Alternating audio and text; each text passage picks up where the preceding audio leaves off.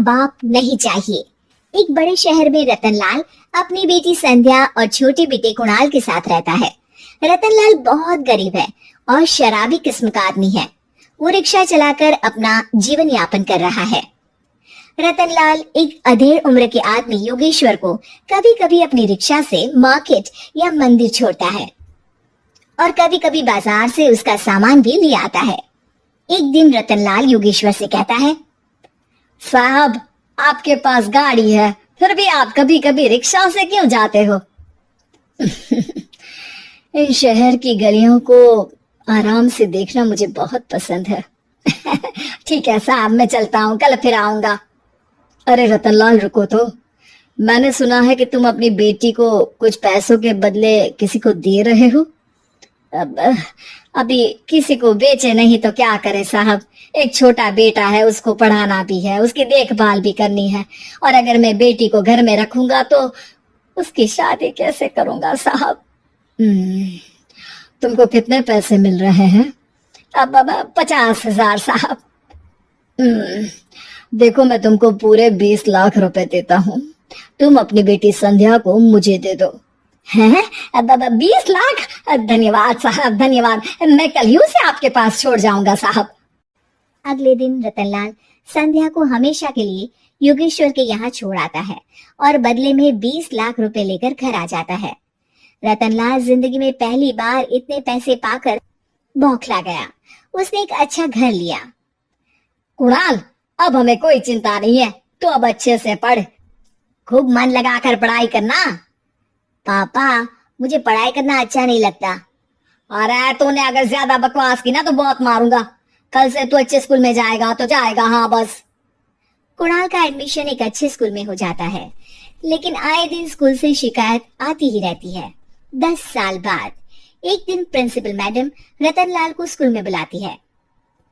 रतनलाल, आपका बेटा कुणाल बहुत आवारा हो गया है और ये बिल्कुल भी पढ़ाई नहीं करता है, बल्कि उसका दिमाग गलत कामों में जा रहा है। अब मैं उससे बात करूंगा मैडम। ठीक है, आज ये आखिरी मौका है, अगली बार तो मैं उसे स्कूल से ही बाहर निकाल दूंगी। रतनलाल घर आ जाता है और कुणाल से कहता है, कुणाल बेटा, मैं तुम्हारे ऊपर इतना पैसा लगा रहा हूँ, फिर भी तुम स्कूल में सही से क्यों नहीं पढ़ते हो? आप तो रहने ही दीजिए, मैं सब जानता हूँ कि ये पैसा कहाँ से आया है। और वैसे भी अब ये पैसा मेरा है, मेरा जो भी मन होगा मैं करूंगा। आज के बाद मैं कभी स्कूल नहीं जाने वाला। रतनलाल को अपनी बेटी की याद आती है और वो रोने लगता है। 5 साल बाद कुणाल एक दिन एक लड़की को शादी करके घर ले आता है। पिताजी, ये मेरी पत्नी है स्वीटी। तुमने शादी कर ली? हाँ, शादी कर ली मैंने, दिखाई नहीं दे रहा। और अब से आप फिर से कमाना शुरू कर दो, बहुत बैठ कर खा लिया।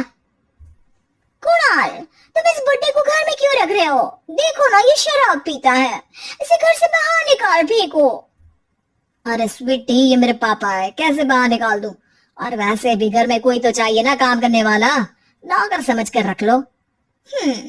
इस बुड्ढी को तो घर से बाहर निकाल कर ही रहूंगी मैं कब तक इसके लिए खाना बनाऊंगी? स्वीटी एक दिन घर के बाहर पार्क में अपनी दोस्तों के साथ बैठी होती है। तभी वो रतनलाल को बुलाती है। पिताजी, मेरे कमरे में मैं अपना फोन छोड़ आई हूँ, जरा ला कर तो देना। हाँ जरूर, अभी लेकर आता हूँ। रतनलाल फोन लेकर आ जाता है। कुछ समय बाद स्वीटी के फ्रेंड्स भी चले जाते हैं। स्वीटी अंदर आकर शोर मचाती है, चोर चोर। कहाँ है चोर? मुझे तो यहाँ कुछ नहीं दिख रहा। अरे ये अलमारी खुली पड़ी है, जरूर किसी चोर ने ही खोली होगी। अरे कौन आया था यहाँ? यहाँ तो पिताजी आए थे बस। अरे बहू, मैं चोर नहीं हूँ। मुझे तो आप पर अब बिल्कुल भी विश्वास नहीं है पिताजी, क्योंकि जब आप पैसे के लिए दीदी को बेच सकते हो तो आप चोरी भी तो कर ही सकते हो। अरे लेकिन वो सब तो मैंने तेरे भले के लिए किया था ना। मैं तो कहती हूँ कि हमें इनके कमरे की तलाशी लेनी चाहिए। तुम बिल्कुल सही कह रही हो, चलो। स्वीटी और कुणाल दोनों रतनलाल के कमरे की तलाशी लेते हैं और उन्हें वहाँ स्वीटी की ज्वेलरी और पैसे मिल जाते हैं। मैं तो पहले ही जानता था कि चोर आप ही हो। निकल जाओ मेरे घर से और दोबारा अपनी शक्ल मत दिखाना।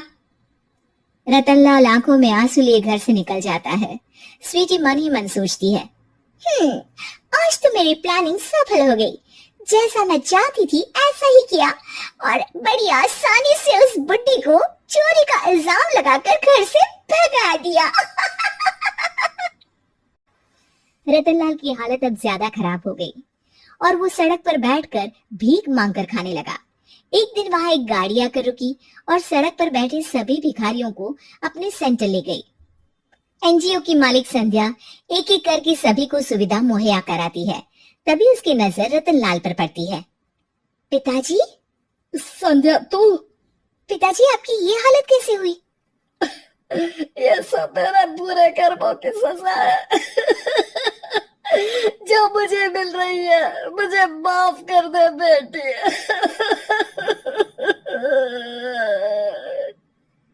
पिताजी, मैं आप पर बिल्कुल भी गुस्सा नहीं हूँ, क्योंकि आपने मुझे यहाँ भेजकर अच्छा ही किया। मेरी जिंदगी बदल गई।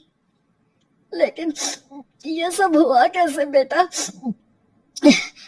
आप ये नए कपड़े पहनो, तब तक मैं योगेश्वर अंकल को बुला कर लाती हूँ। योगेश्वर अंकल? हाँ अंकल। योगेश्वर जी ने तुझसे शादी नहीं की थी? नहीं तो पापा, उन्होंने तो मुझे पढ़ा लिखा कर इस काबिल बनाया है कि मैं आज सबकी सेवा कर पा रही हूँ। रतनलाल पश्चाताप करके रोता रहता है। तभी योगेश्वर भी वहां आ जाता है। रतनलाल जी, आपकी ये हालत कैसे हुई? इतने सारे पैसों के बावजूद भी? क्योंकि मैंने बेटे और बेटी में भेदभाव किया था। लेकिन आपने ये कैसे किया? मुझे ये जानना है, बताइए। सालों पहले जब संध्या छोटी थी, तब मैंने एक बार एक आदमी से तुम्हें बात करते हुए सुना था, जो कुछ पैसों में संध्या को तुमसे खरीद कर शादी करना चाहता था। मैं उस समय एनजीओ में बच्चों के लिए ही काम कर रहा था और मैं किसी भी लड़की की जिंदगी खराब होते नहीं देख सकता था।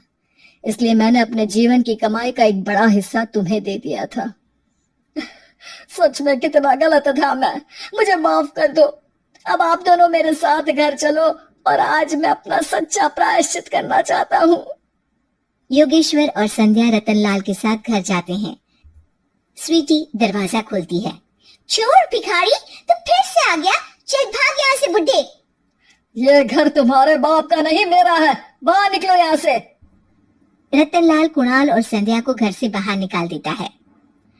योगेश्वर जी, अब ये घर आपका है और अब आप यहाँ एक और एनजीओ खोल सकते हैं। शायद अब ये सच्चा प्रायश्चित है। संध्या अपने पिता के गले लग जाती है।